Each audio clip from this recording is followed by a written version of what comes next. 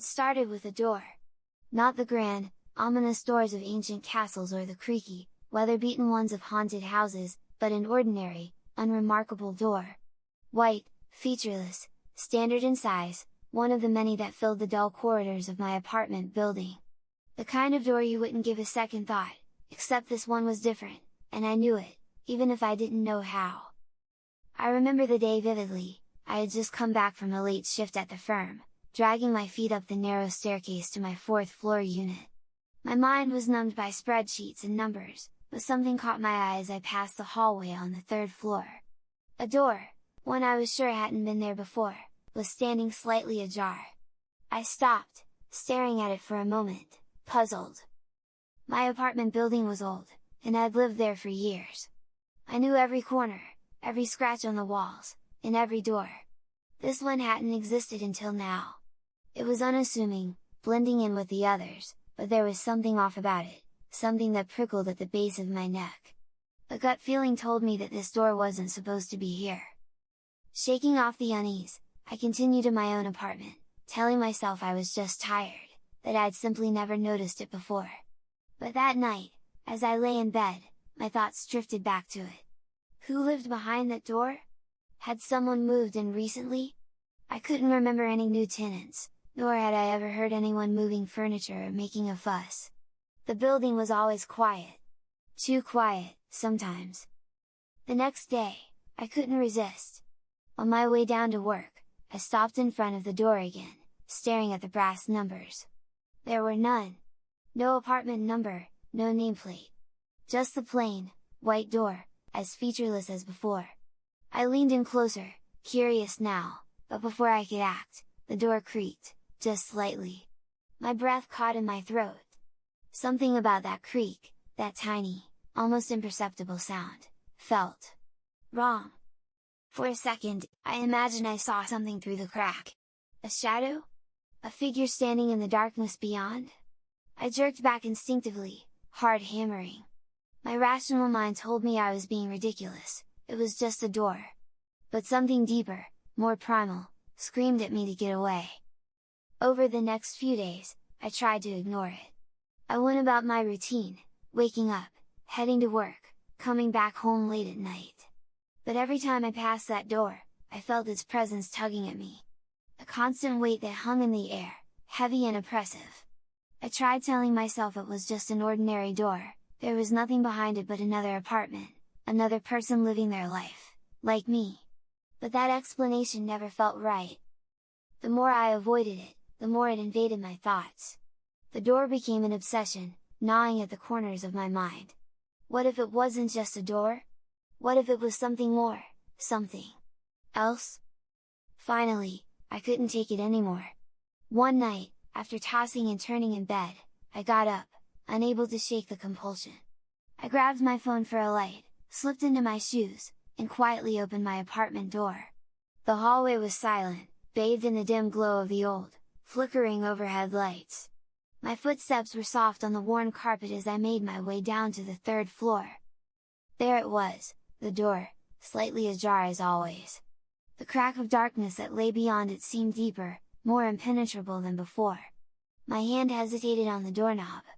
Every fiber of my being screamed at me not to do this, but I couldn't help myself. Slowly, cautiously, I pushed it open. What I saw shouldn't have been possible. Beyond the threshold, there was no apartment. No walls, no floor, no furniture. Just nothing. An endless black void, stretching out into infinity. My heart pounded in my chest, and for a moment, I thought I was dreaming.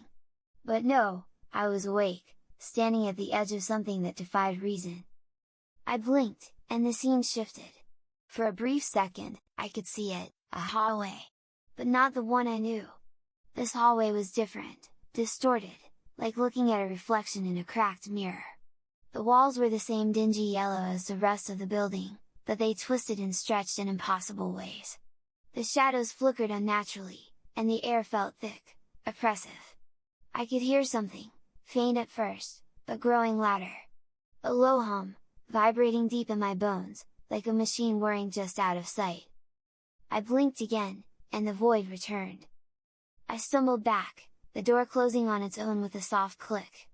My hands were shaking, my breath shallow and ragged. I couldn't make sense of what I had just seen, if I had even seen anything at all.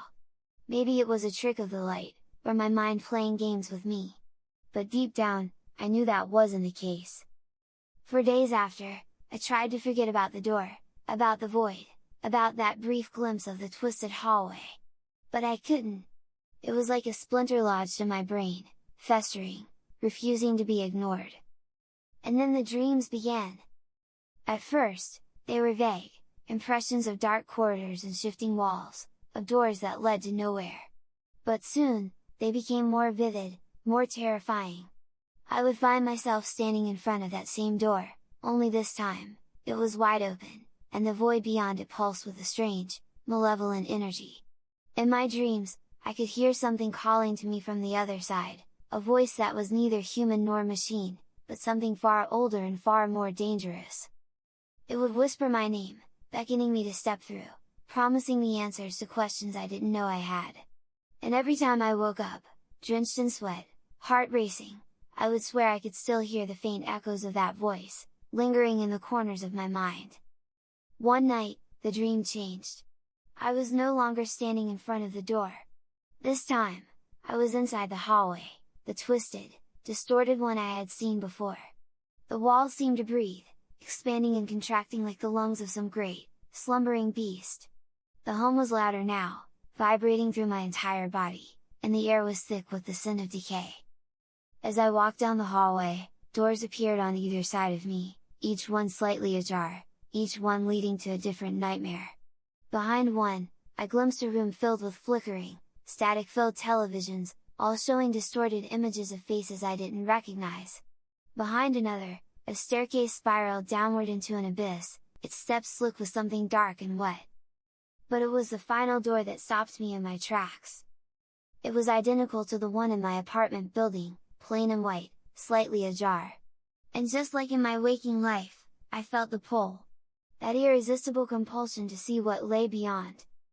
I reached out, my hand trembling, and pushed it open. On the other side was me. Not a reflection, not an illusion, but another version of me, standing in a room that was identical to my own.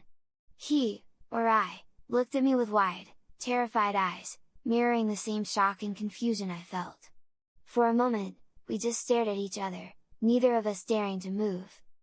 And then, without warning, he lunged at me, his face contorting into a twisted mask of rage and fear. I stumbled back, but he was faster, grabbing me by the throat and slamming me against the wall. His grip was impossibly strong, and as I struggled to breathe, I could see his eyes, my eyes, burning with a strange, unnatural light. I woke up gasping, my throat sore as if I had actually been choked. The dream had felt so real, so vivid, that for a moment, I wasn't sure if I was still dreaming. But as the seconds passed, reality slowly reasserted itself, and I realized I was back in my apartment, alone. Or so I thought. That morning, as I made my way down to work, I couldn't help but glance at the door on the third floor. It was closed now, as it should have been. But something was different. The brass numbers were back. Apartment 307. I paused, staring at them for a long moment. Had I simply missed them before? Or had they reappeared overnight? My mind raced, trying to make sense of everything, but nothing added up.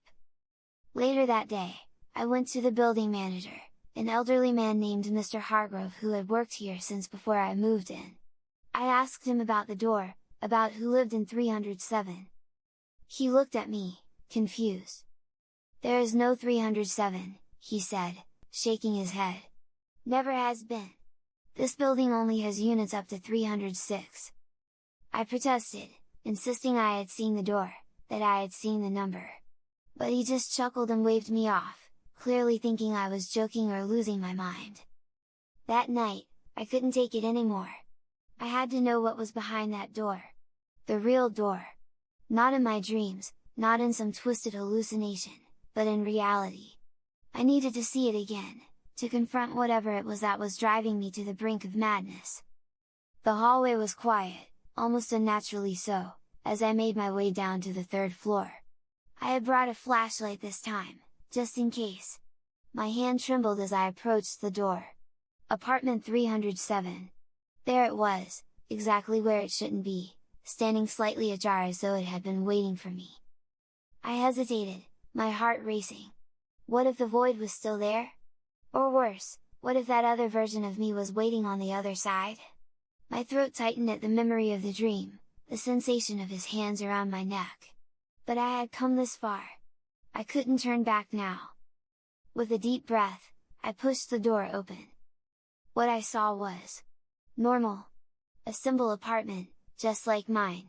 Wooden floors, white walls, a few pieces of standard issue furniture, a couch, a coffee table, and a television. There was nothing strange, nothing out of place. For a moment, I felt an overwhelming sense of relief, almost laughing at myself for being so paranoid. But then I noticed something. The apartment wasn't empty. Sitting on the couch, back facing me, was a figure. A man, dressed in a plain, grey hoodie and jeans. His head was bowed slightly, his hands resting on his knees. He wasn't moving, but I could hear his breathing, slow, shallow, deliberate. I froze, unsure of what to do. Every instinct screamed at me to run, to leave the door behind and never come back. But my curiosity, my obsession, won out. I stepped inside, my footsteps barely making a sound on the hardwood floor. "Hello?" I called out, my voice trembling. The figure didn't respond. He didn't even flinch, as if he hadn't heard me at all. Slowly, I moved closer, my heart thudding in my chest. As I got closer, the air around me seemed to grow heavier, denser. There was a strange pressure, like being underwater. I stopped a few feet away from him, my flashlight beam flickering across his back. The hair on the back of my neck stood on end as a sickening realization washed over me. I knew him! He was wearing the exact same clothes as me. The same hoodie, the same jeans. His hair was the same length and color. And when I finally mustered the courage to step around the couch and face him, I saw what I had feared most. He was me! My own face stared back at me, pale and expressionless.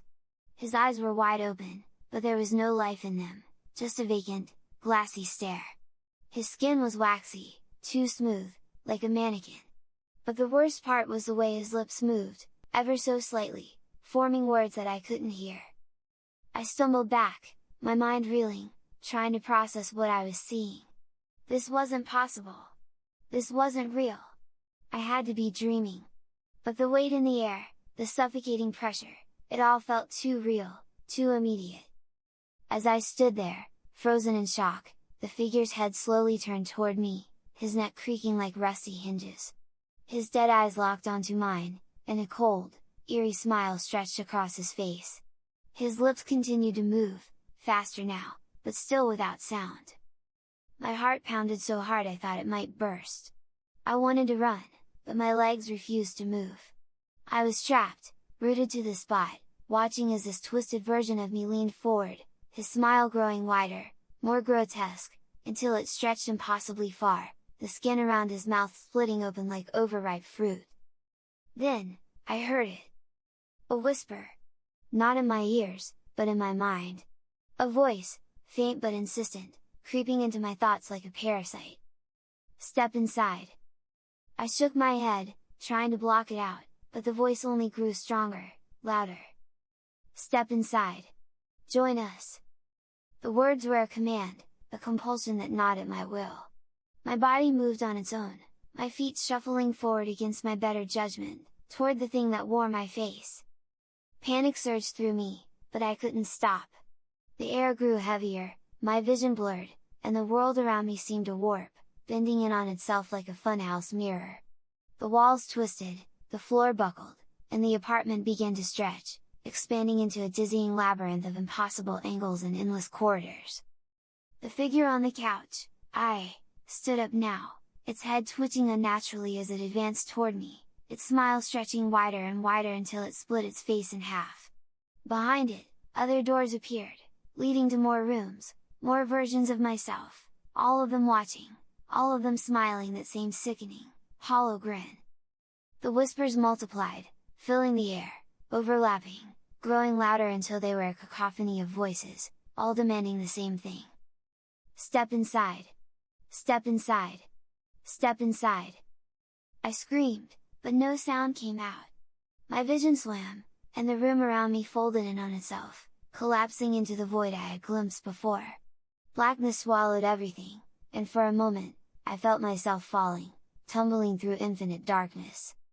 Then, suddenly, everything stopped. I was standing in my hallway again. The door to 307 was closed, as if nothing had happened. My heart pounded in my chest, my clothes were drenched in sweat, and my legs felt like jelly. But I was back! Somehow, impossibly, I was back! For a moment, I stood there, staring at the closed door, trying to make sense of what I had just experienced. Had it all been a hallucination? A nightmare? But the images were too vivid, the sensations too real. I could still feel the weight of the air pressing down on me, the cold dread that had gripped my soul. I turned and ran up the stairs, through the hallway, and into the safety of my apartment. I slammed the door shut behind me, my chest heaving as I tried to catch my breath. For a long time, I just stood there, staring at my reflection in the hallway mirror, half expecting to see that twisted grin staring back at me. But it was just me. Just me. Over the next few days, I avoided the third floor altogether. I took the elevator, even though I hated it. I couldn't bring myself to even look at that door again. I considered moving out, leaving the building entirely, but something held me back. It was like the door had implanted itself in my mind, an anchor that wouldn't let me leave. And then, one night, I received a call. It was late, past midnight, and my phone buzzed on the nightstand, jolting me awake. Groggy and disoriented, I reached for it without thinking, expecting it to be a wrong number or a spam call. But when I looked at the screen, my blood ran cold. The caller ID said apartment 307. My hand shook as I stared at the phone, the name glowing ominously in the dark. The rational part of my brain screamed at me to ignore it, to let it go to voicemail, to pretend it wasn't happening. But my curiosity, the same cursed curiosity that had led me to open that door in the first place, took over. I answered. For a moment, there was only silence. And then, I heard it, the same whispering voice from my dreams, from the void beyond the door. Only now, it was clear. Chillingly clear.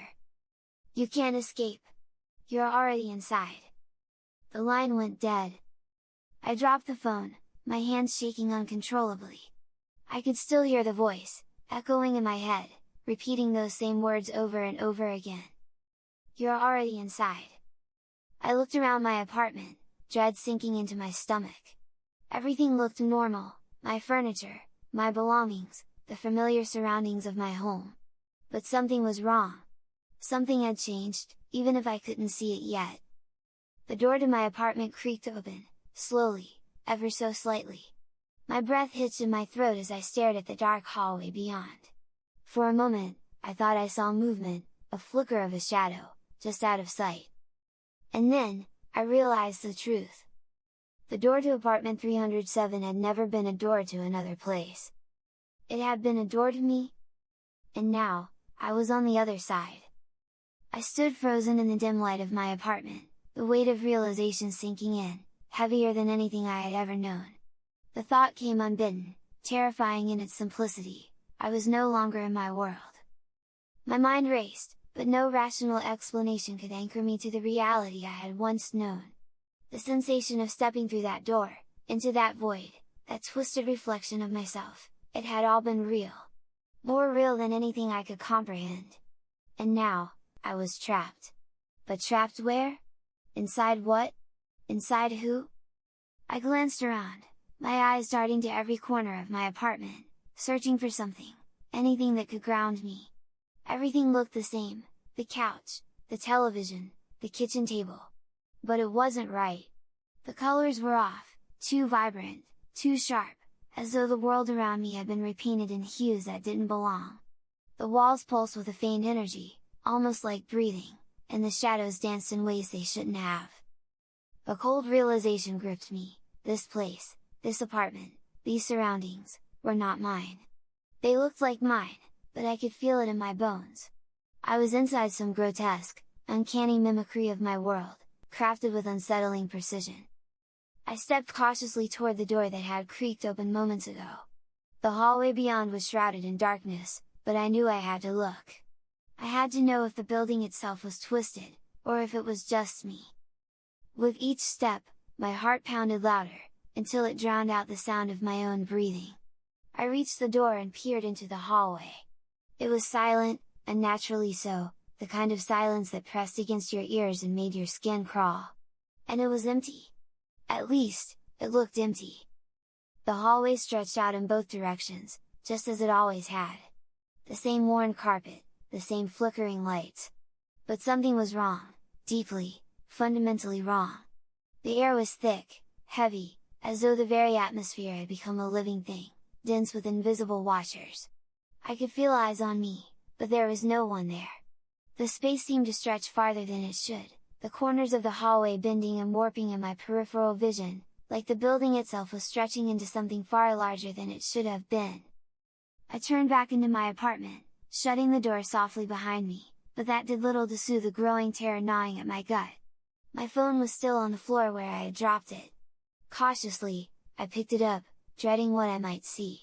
The screen was black, but as soon as I touched it, the display lit up, and what I saw made my stomach drop. The time on the phone was 3:07 AM. That in itself wasn't alarming, but beneath the time, where the date and notifications should have been, were two words: "Welcome home." My heart raced as I tried to swipe the screen, to turn it off, to reset it, anything. But the words remained, locked in place, mocking me. And then, as if on cue, the phone buzzed again. Another call. Apartment 307. I nearly dropped it again, but forced myself to answer, despite the icy dread that filled my veins. My hands trembled as I brought the phone to my ear, the line hissing with static on the other end. I waited. And then, through the crackling noise, I heard the voice again. It was me. My own voice, warped and distorted, speaking through the hiss of static. "You're still inside. And so am I." The words hit me like a punch to the chest, knocking the breath out of me. I stumbled backward, gripping the phone tight as though it were the only thing tethering me to reality. "I know you can hear me? I've been here longer than you. We're the same, you and I, but only one of us gets to leave." I slammed the phone down, throwing it across the room where it shattered against the wall. My pulse pounded in my ears, my hands shaking uncontrollably. None of this made sense, none of it was possible, but the sheer wrongness of everything, the way reality seemed to bend and twist around me, left no room for doubt. I ran to the window, hoping, praying, that something outside would look familiar, that the world beyond my apartment would anchor me back to sanity. But when I pulled the curtains open, what I saw made my heart lurch into my throat. There was no city. No streets, no buildings, no lights. Just a black void stretching endlessly into the horizon, dotted with strange, flickering orbs that hovered in the darkness like distant stars. But they weren't stars. They were moving, alive, twisting in impossible patterns like they were watching, waiting. I stumbled back, falling onto the couch. My breaths came in ragged gasps as I tried to make sense of the madness around me. I needed to wake up. This had to be a dream, some kind of nightmare. But every sensation, the cold sweat on my skin, the sharp, metallic taste of fear in my mouth, felt too real. I looked down at my hands, and for the first time, I noticed something strange. My skin, my fingers, they didn't look quite right. They were too smooth, too flawless, like the skin of a mannequin. I touched my face, and the texture was wrong, artificial, as if I were wearing a mask of my own flesh.